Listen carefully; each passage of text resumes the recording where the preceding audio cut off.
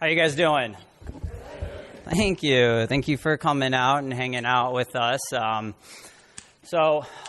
Justin Bishop. I am a professional skateboarder. I love saying that. I never thought I'd be able to say that, but I get to, so I say it as much as I can. I get to skate for companies such as Nike, SB, Element Skateboards, Zappos, Nixon, and a couple others.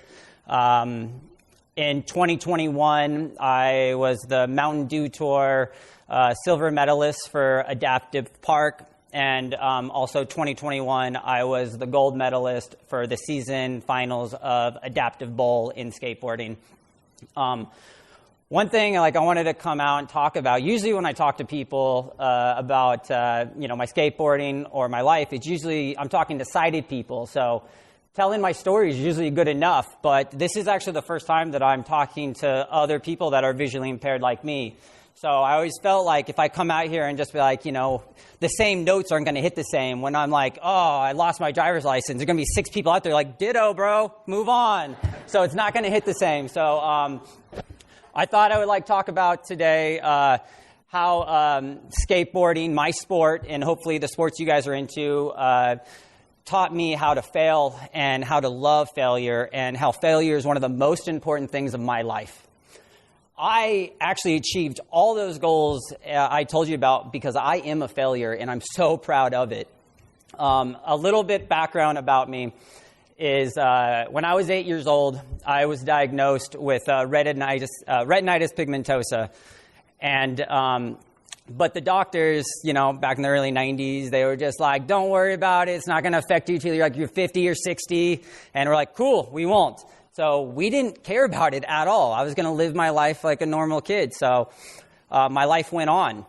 When I was 10, I discovered skateboarding. I saw a teenager ollie, and I just remember being mesmerized by it. If you don't know what an ollie is, it's where you manipulate physics and you get a board off the ground without grabbing it with your hands. It's one of the most magical things in the sport. It's the first thing everyone learns, and it's just, oh man, when you see it, you're just hooked, and you're just like, how did that happen?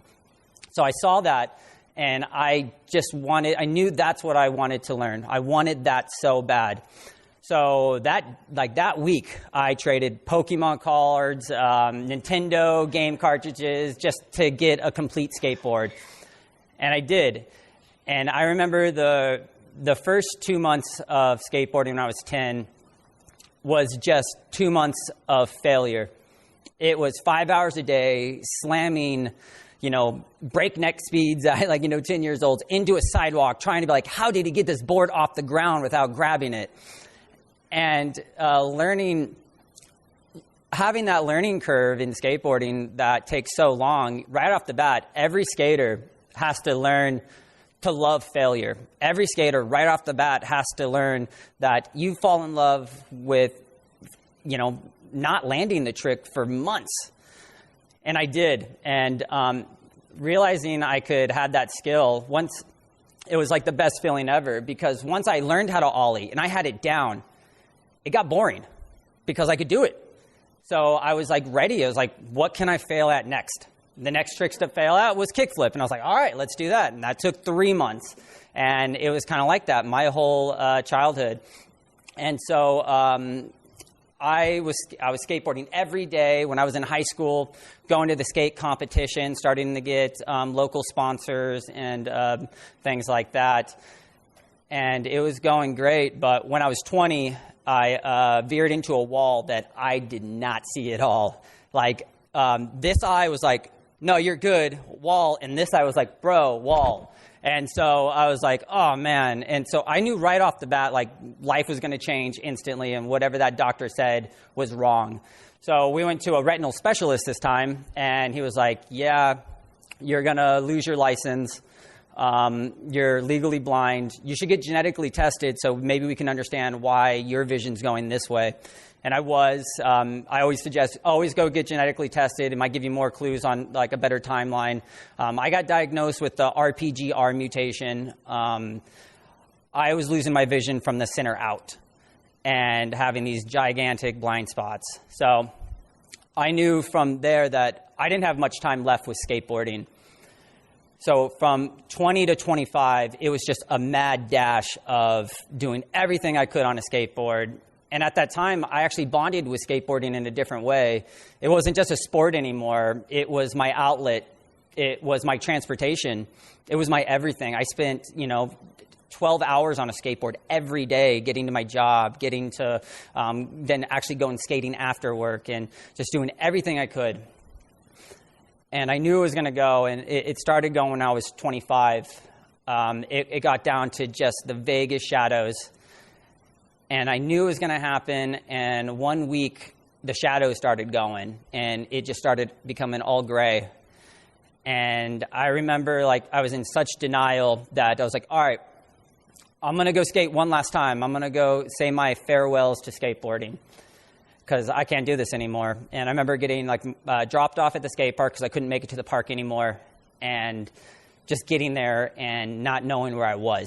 My dad already left, and I just silently cried because I didn't get to say goodbye on my terms. And it was everything. It was losing the thing that made me me. I lost my identity. So at that time, I went into depression, and this is where failure's okay. Because, I never want to convey, I kept skating, I kept going through it. No, I had to fail. Let yourself fail. Because in that time, 2 months, I didn't leave my room. I was drinking every night. I was in such denial. I was taking sleeping pills because I could still see in my dreams. And so I was, doing that so I can see as much as possible. And I needed my support group, which is so important when you're going through sight loss. So always keep those people close. But they know how to treat you and how to react to you. And what I needed was tough love. And my dad was that support for me. He came in after 2 months of just that, and he said something that woke me up. He's like, you're not the first person to go blind, so stop acting like you are. And I remember that was just so powerful to me. And I was like, you're right. There's other people living life. I got to go. And so but I didn't hate myself for those 2 months because I was so comfortable with failure that failures happen even in those dark times. So I was like, all right, that was my failure, and I'm going to get back up and learn how to do everything else.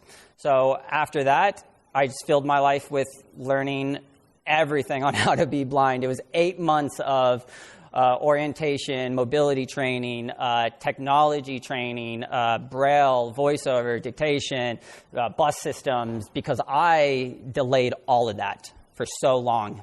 I delayed everything because I had cane shame. I was embarrassed. I didn't want to be blind yet because I knew it would take away my skateboarding. So the next step, after I had all those things down, I knew the next thing I wanted to fail at was join society again, get a job, be part of what everyone else does. And so even that was failure that I was already getting used to through skateboarding. These times where I would go on an interview and they would see my cane and I just hear the whole topic, their voice inflation just drop. I wouldn't let that get to me. I'd failed this one. Let's go to another one. And after failing enough, I actually got success at a company that was willing to work with me. And I'm so glad I failed at all these other ones because this company actually was willing to fail with me. And what that was something that at the time, I would never trust me with, but they wanted me to become an ABA therapist to teach kids on the spectrum how to skateboard. Yeah, it was crazy. I was like, are you sure? And they're like, yeah. I was like, all right. And I fell in love with that job. It was amazing because these kids on the spectrum with mental disabilities, they wanted to learn how to skateboard. And when I was teaching them, they would just fall and get back up, and it re-energized my love for the sport, in a sport I haven't been on in 4 years. So a little story why I returned was one of the children I was working with, he was advancing so fast that the next thing he was supposed to learn was how to drop in on a half pipe. And the way you do that is you teach by example. And so I was like, oh, man, I got to do this. And my coworkers, they were like, you have to do it, Justin. It's your kid. You got this. And so they gave me the skills to fail. And I was like, all right. So I was on top of the half pipe, getting ready to drop in for the first time in 4 years. And I dropped in and I did it. And all these emotions came back to me of love of this sport. I'm so happy, the adrenaline rush. And then I went up to the other side of the half pipe and hung up and fall 3 feet to the ground, just hit it hard. And I'm just laying there like smiling with happy tears going down my face, because in that moment, I realized I missed falling. It was 4 years since I took a fall or a slam that was on my terms. Every other fall was me stumbling downstairs or me walking into an open door. That wasn't my terms. And so I missed being reckless on my time. And so in that moment, I realized I'm never, ever going to give this up again. I loved every aspect about this sport, and especially the failures in it. And in that moment, I also looked back and was like, skateboarding got me through my orientation training, my mobility training. When I would accidentally bleach colored clothes and ruin a whole load of laundry, I had skateboarding like, well, you failed. We'll try again next time. And having that ability and having skateboarding teach me that was so powerful to me. So when I returned to skateboarding and had this, that day after I took that slam, I bought a skateboard again. But I was so afraid that somebody would tell me I can't skateboard that I didn't want to do it in front of anybody.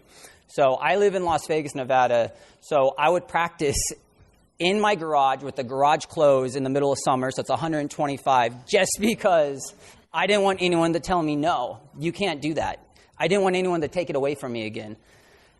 And after a month and a half of that and it getting too hot, and me going out to a skate park for the first time, no one said anything.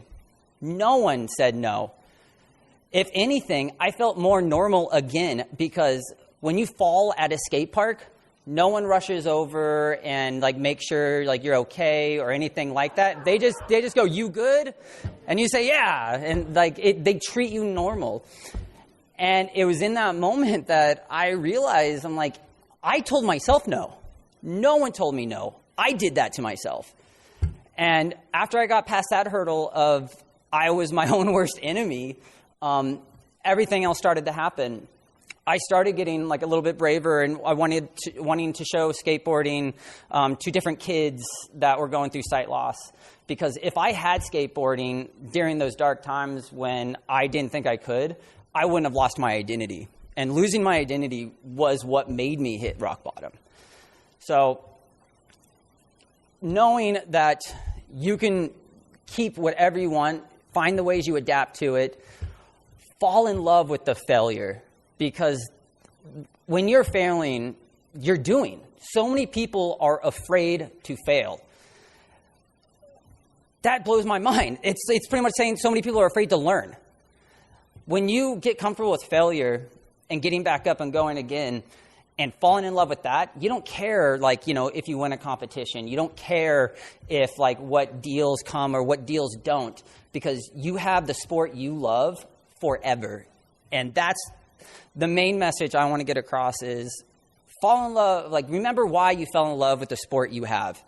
It's never, ever, you never get into, any sport at, a young age or any time in life thinking I'm going to get a gold medal. I'm going to be the best at this. You get into it because you love having fun doing it. You love learning it. And so, I would love to spend that with you. And then pretty much to end it is to end on something like happy or anything like that is, I had a really good joke, and here, you know what? I don't even remember the joke. I'm failing right now, and that's cool. I'm okay with it. I'll try again next time. All right, thank you guys.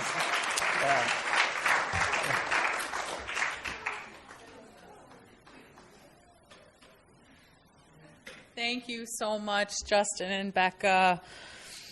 So we're going to spend the next 20 minutes taking questions from the audience. We have mic runners, so we are recording this session. So please wait until the microphone runner reaches you so that you may ask your question into the microphone. And to ensure we get as many people as possible, please limit yourself to one question when it is your turn. So. Hi, my name is Marina. It was really great hearing both of your talks, and I was a swimmer myself in high school and college, but due to a shoulder injury, I can't swim competitively anymore. But my question is, I'm also an equestrian, so paradressage has become more recognized and well known. There's been paradressage in the Olympics. But I'm wondering, it's hard, maintaining the supportive relationships with your friends and family is definitely critical, but also being able to develop that supportive community within your sport, also especially with trainers, has been a little bit more difficult. So I'm just wondering what advice you might have about that, or when it came time to y'all getting your sponsorships, what really helped you in terms of making your way through and advancing in your sports? Because accepting failure and, keeping those positive thoughts to push yourself forward is one thing, but it can be tough when trainers themselves are doubtful. We have one mic and keep it two. Okay, yeah, Just pass it back and forth if you don't mind. That's a really good question. I mean, for me personally, if I didn't have the support I needed, I would move on. I would find someone that was willing to listen to me and work with me, because that is key in order to be successful. I don't know if you want to add. Yeah. For me, I can't add too much on the friend side. All my friends are skaters, so all we do is skate. So it's just part of my life. But for the sponsorship thing, if you're wanting one or you're expecting one, just don't. They happen randomly. They happen when you're not expecting them. Just love your sport. And that's the real thing about it, is I would have never expected anything I got. But but if I was expecting it, I would always be wondering when it would happen. So just have fun with what you do and, love the sport.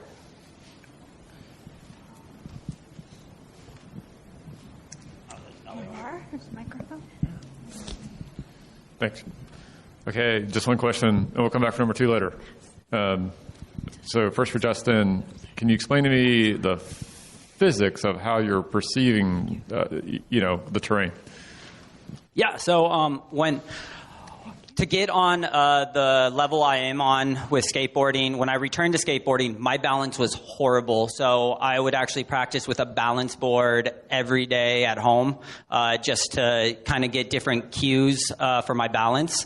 And then what's happening with the terrain is I'm using a rolling ball tip and the constant contact method. I use it lateral, though, so it's off to my side in front of me. So I'm using that to know the exact terrain in front of me. And then I'm also using beeper boxes that give me, it's not like echolocation. I don't know how to do that, but it gives me a good 2-foot radius to aim for or to judge. And then, of course, I walk everything before I go out. I can't just get on a board and go. I have to walk what I'm doing first and kind of plan it out. Okay, that was actually basically my question, too, because I assume this is you, Justin, on the cover of the of the brochure? Yeah. Okay, and so I was going to ask you about the cane in your hand while you were skateboarding. That didn't look too safe, but I guess it makes it safe. The cane, I need the cane, and it's actually adapted the way I use my cane as well in my everyday life. When I got into skateboarding, I had my cane at my neck level, but that was too long, and I had too much reaction time when my cane would hit coping or find a ledge. So I actually had to start using a shorter cane, so I have a faster reaction time to my sport, and now I can't even walk around without a shorter cane because I need that fast reaction time. Justin, you said you're 8 months. So Yep. I'm new at this, and those 8 months are where my sons are. So where do we go for that? For the 8 months that you finally realized it and you're ready to start, but you waited too late.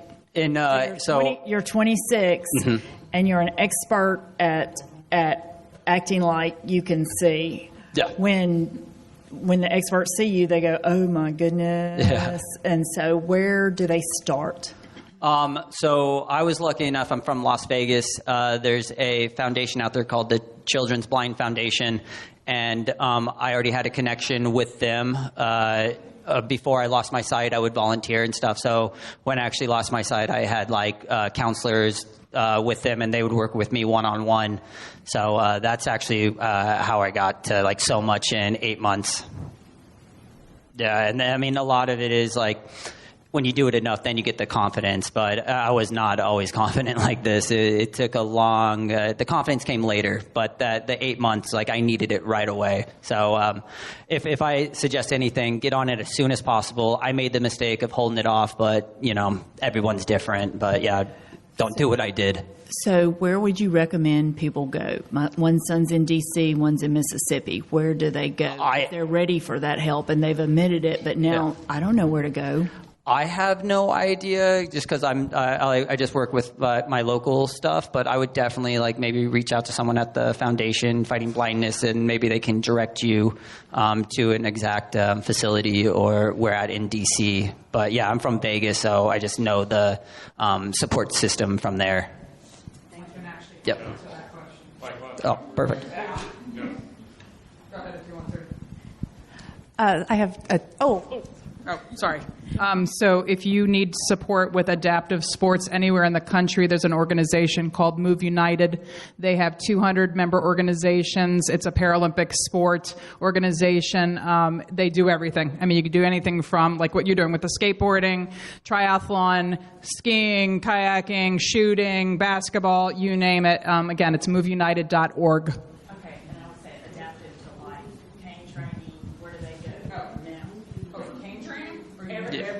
Whatever he needed in the 8 months. The basic orientation and mobility training. It sounds like she needs the technology, the independent life skills and all that. Division of Blind Services in every state. Or one of the centers for the blind. Yeah. There are many in Colorado, Chicago, Louisiana. Yeah, sorry, I misunderstood